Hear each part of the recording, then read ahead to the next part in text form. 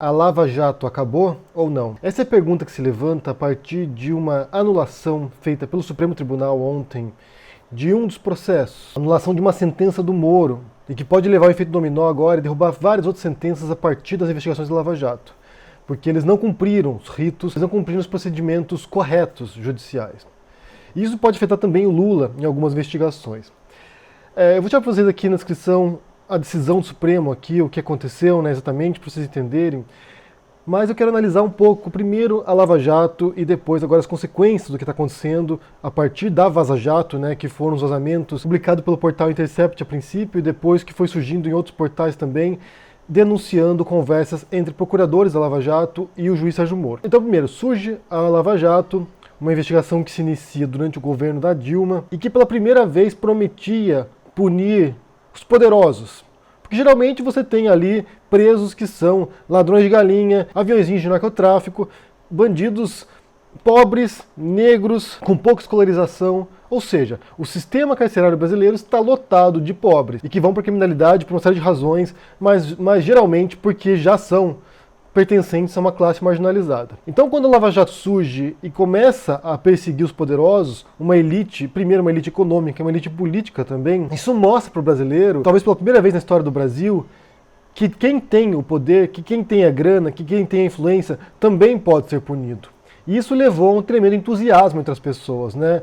Muita gente aderiu ao lavajatismo na esperança de limpar a política brasileira, limpar também o Brasil dessa corrupção sistêmica que está entranhada na política. Desde sempre, na verdade. A corrupção, ela não é uma deformação do sistema político brasileiro, mas é constitutiva do sistema. Então você vê ali, nessa investigação, nesses procuradores, no Sérgio Moro também, particularmente na figura dele, a promessa de uma profunda transformação nesse sistema. Coisa que não aconteceu como a gente foi observar depois. O que você observa, né, com a Vaza Jato, com as conversas vazadas, é justamente o contrário. Você vê pessoas ali, procuradores, que achavam que estavam acima da lei.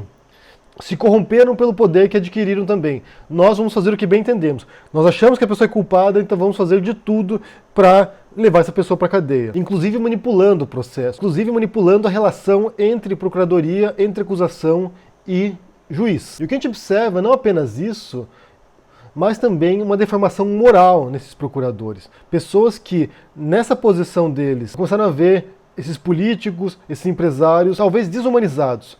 E isso ficou muito claro ontem na publicação do UOL, em parceria com o Intercept, numa reportagem chamada Procuradores da Lava Jato ironizam morte de Marisa Letícia e luto de Lula. Essa reportagem mostra conversas aqui entre os procuradores, eles tirando sarro do luto do Lula, tirando sarro do sofrimento do Lula. Eu vou ler algumas conversas para vocês aqui.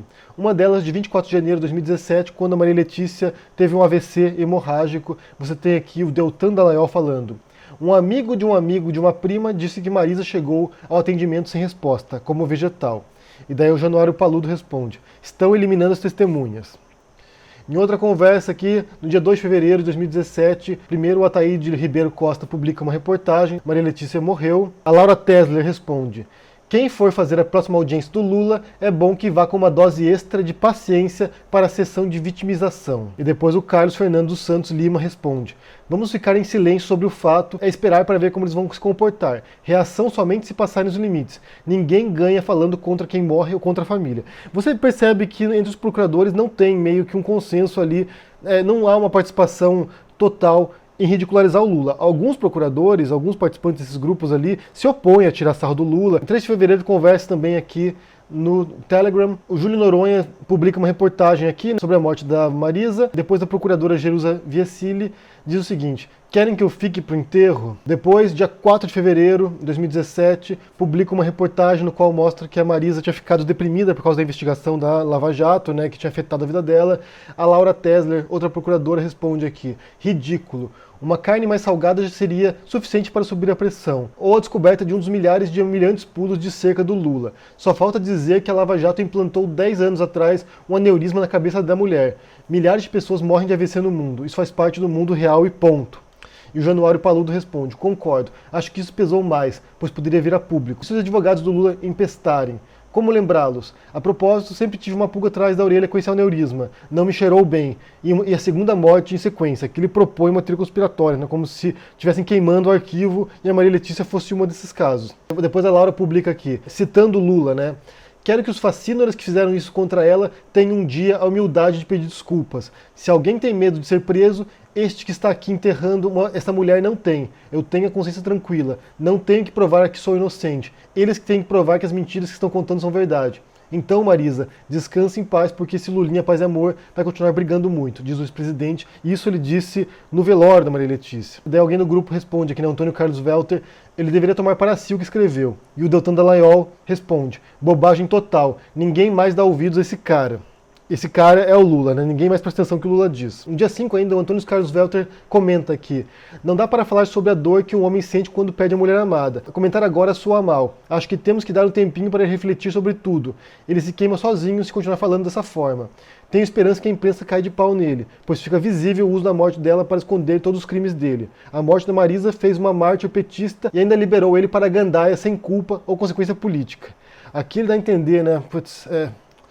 Dá a entender que ao velório da esposa é ir pra gandaia, gente. O que você vê nessa conversa que foi revelada ontem pelo UOL, como eu disse, é uma desumanização do outro, né? É como se o Lula não tivesse direito nem de ter sofrimento, né? nem de sentir dor após a morte da esposa. Depois, em 2019, quando falece o irmão do Lula, eles começam a outras conversas no Telegram também, né? O Ataíde Ribeiro Costa publica aqui a notícia da morte, né, do Vavá, a morte do irmão do Lula, e o Deltan Dallagnol responde. Ele vai pedir para eu ir ao enterro. Se for, será um tumulto imenso. O Ataíde Ribeiro Costa responde. Mas se não for, vai ser uma gritaria e um prato cheio para o caso na ONU, que estava lá, né, sendo debatido no caso na ONU de abuso de autoridade, de prisão política do Lula, né. Mais adiante, o Orlando Martello comenta. Petição de Lula. Acho uma temeridade ele sair. Não é um preso comum. Vai acontecer o que aconteceu na prisão. Depois o Diago Castor responde. Eu acho que tem que deixar o cara sair. É muito grave você não poder enterrar um irmão. Mas enfim, respeito opiniões contrárias. Como eu disse, você pode ver aqui que há uma discordância entre os procuradores, né? Alguns acham que deve sair, outros que não deve sair. E o Ataíde Ribeiro Costa responde. Eu também acho que tem que autorizar a saída. Ou como disse um de nós, levar o morto na Polícia Federal. O Orlando Martello retruca. É muito grave praticar um crime que recomende regime fechado, mas o problema é outro. Precisa de um batalhão para fazer a segurança dele. A militância vai abraçá-lo e não o deixarão soltar. Se houver insistência em trazê-lo de volta, vai dar ruim. E o Diogo responde. Entendo as ponderações, considero razoáveis, mas mesmo assim não acho que ele possa ser penalizado por causa disso, sendo que a lei prevê que todos os presos em regime fechado têm esse direito. Ou seja, qualquer um que esteja preso tem o direito de ir ao velório e ao enterro de parentes mortos. Então o Lula, nesse caso, ele foi vetado um direito que teria qualquer preso no Brasil. Orlando responde, 3, 4, 10 agentes não trarão de volta. Aí que mora o perigo, caso insistam em fazer cumprir a lei. Em outra conversa, ainda no dia 29 de janeiro de 2019, o Januário Paludo diz o seguinte, o safado só queria passear e o Welter com pena, né? Porque um outro procurador defendia que o Lula pudesse sair, como direito dele, né? Como direito que qualquer preso tem. O safado só queria passear. Esse é um comentário do Procurador Regional da República, gente. O safado só queria sair. Daí a Jerusa responde, né? A Jerusa Vesselini, quando sai a decisão de não permitir que o Lula saísse, né? Vamos apanhar muito por causa disso. E a Laura Tesler responde, o foco está em Brumadinho, logo passa, muito mimimi. Em 1º de março de 2019, falece o neto do Lula, que causou uma tremenda polêmica, surgiram teorias conspiratórias sobre isso. Eu fiz um vídeo sobre isso, mostrando essas notícias falsas que surgiram sobre esse assunto. A Jerusa Vesselini publica lá falando sobre isso, né, sobre a morte do neto do Lula, e daí ela continua. Preparem para uma nova novela, Ida ao Velório. E o Ataíde Ribeiro Costa diz, putz, no meio do carnaval. E o Deltan Dallagnol responde, né? Tem que fazer igual o Toffoli deu, pois o Toffoli tinha dado a decisão para o Lula poder ir no velório do irmão do Vavá, mas não deu tempo. A decisão saiu depois que já tinha sido enterrado. O Orlando Martello acrescenta, eu disse, amanhã morre o filho e vamos ter mais problemas. O neto é mesmo que filho. Também acho que, já que tem a decisão do Toffoli como parâmetro, tem de ir nessa esteira. No dia 2 de março de 2019, o Lula vai ao enterro do neto, né? E eles publicam aqui as notícias sobre isso. O Deltan publica aqui, Lula dá adeus a neto, veja mais no UOL. O Robertson, do Ministério Público Federal, responde aqui, estratégia para se humanizar, entre aspas, como se isso fosse possível no caso dele, risos. E o Deltan Dallagnol responde, não, estratégia para ampliar base na esquerda que é sua aliada desde que a questão da execução provisória. Ele pensa no Senado.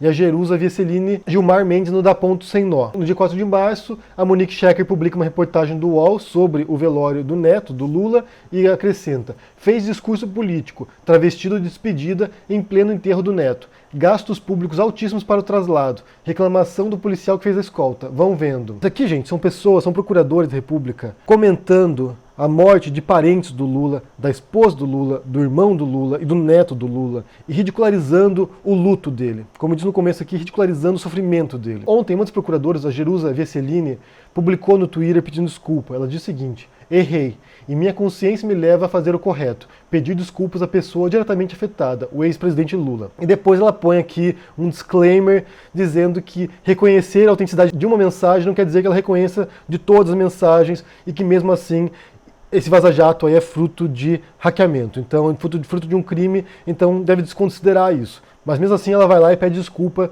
por ter tirado sarro do Lula, ridicularizado o Lula. O que já é um reconhecimento da autenticidade das informações, né? O que já é um reconhecimento de que são verídicas as informações. Essas últimas conversas publicadas aqui, gente, elas não apenas revelam que havia conluio entre Procuradoria e juiz e Sérgio Moro para tirar o Lula da jogada, para tirar o Lula das eleições, como também demonstra a incapacidade de empatia desses procuradores.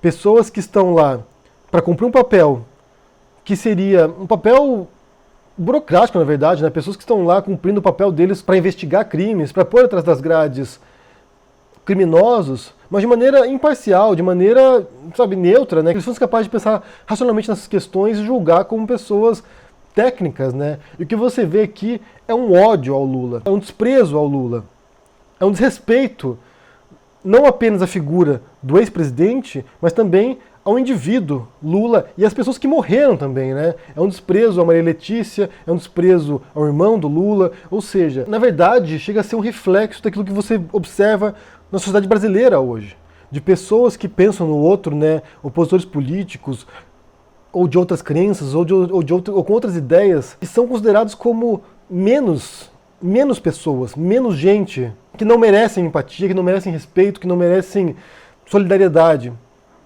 E isso é totalmente lamentável. Isso aí realmente é complicado, gente, é complicado. Assim, chegou num estágio já que cada dia que passa você observa mais sujeira surgindo e, como eu disse no começo, pessoas que estavam lá supostamente para combater a corrupção, para enfrentar poderosos corruptos, se tornam pessoas também que se corrompem por causa disso. Se corrompem tanto em sua profissão, quanto moralmente também. Pessoas que são incapazes de olhar o outro e respeitar a dor do outro. A desculpa da Jerusa, embora seja nobre nessa altura, né, nobre, vou botar entre aspas nobre aqui, a gente não sabe até que ponto que é genuíno ou simplesmente para diminuir um pouco o efeito desastroso dessa conversa publicada, não corrige os erros do passado.